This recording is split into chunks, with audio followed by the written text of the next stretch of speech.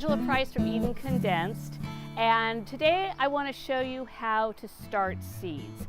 And you can do seed starting as a way to do a little indoor growing or to start seeds indoors before the temperature is ready to start planting, or you can just do them anytime during the year if you want to start seeds so that you can transplant to larger pots. And you can use a lot of different types of pots to start seeds. I like things that are shallow and that are going to give enough room for the initial roots to grow. And I actually found this really great seed starting planter, and what's cool about it is that it's self-watering, so it's got a little hole here that you put the water in, and so that way you can water it, and as the roots grow down it'll pull the water up from the bottom. And the holes are cone shaped, so it'll be really easy to scoop out the seedling when it's ready to transplant. So the first thing we're going to do this, I'm actually going to add a little bit of water to this just to get the surface moist. And you can use a spray bottle to do that. And then I'm going to use a specialty seed starting soil. And what I like about this is that it's really, really light. So it'll give room for the seeds that you're going to have to germinate and for those initial roots to start to grow. So we're going to put a little bit of the seed starting soil in to the holes. And you can kind of just fill those up till they get to the top. And you can see how light it is. It's blowing all over the place. And we're going to do one more little handful here. And then before we put our seeds in, I want to do one more good spritz here to get that soil nice and moist. And then, I'm going to take my gloves off here so it's easier to handle the seeds. I'm going to put some microgreens in here. And microgreens are great because you can snip them when they're really young. You can let them grow a little bit bigger and then transplant them, and you've got all kinds of different lettuces. This one has a whole bunch of really great microgreens in it. And I'm going to put just a pinch of seeds into each hole here. And you can just kind of do those quickly here. And usually maybe 5 or 6 seeds.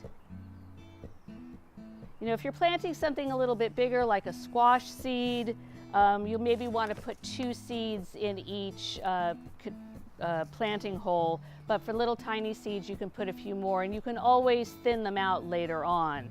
And then lastly, I'm just going to push this down a little bit. You don't really need to add any more of the planting mix on top of it. Just push the seeds under the surface and cover them up. We'll get all those done here, just so you don't see them anymore. And then I'm going to add some more water onto here. Now, if you'll notice, this planting mix does dry out pretty quickly. At any time you have a very small pot, it's going to dry out quickly. So you want to make sure that you keep the planting mix nice and moist so that way your seeds will germinate. And I'm actually going to open up this little cork here, and I'm going to pour the rest of the water from my spray bottle. Okay. I'll put that on there, and that's going to also help with the water on the bottom. But a cute little trick you can do here is to get either some plastic wrap or a plastic baggie that's big enough to cover your pot.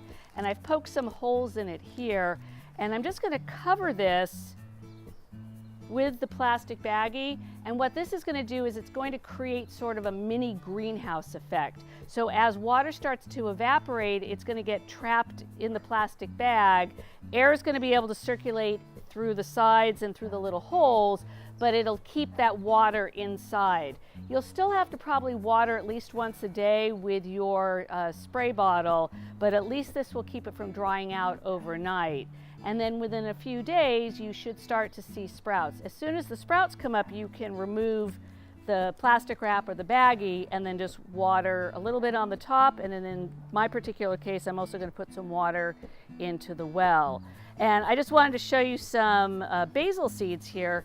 So these were some basil seeds that I grew in this little container that I've transplanted, and you can use the seed starting mix to do an early transplanting if you like, if you want to put them into some smaller pots before you put them outside, or you can use just a regular potting mix to do that.